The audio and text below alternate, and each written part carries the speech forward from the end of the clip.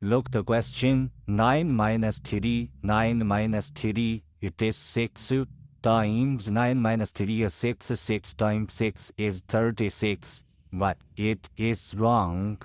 So we have to solve question again by obeying its laws of operation. So first of all, we have to handle parentheses according to theWRONG rule. So parentheses should be handled first. So 9 minus 3 is out of parentheses. Here is no symbol, so put multiplication sign. 9 minus 3 will be equal to 6. Now 9 minus 6, 9 minus 3 will be equal to 6. 6 times 6, again 36, which is wrong.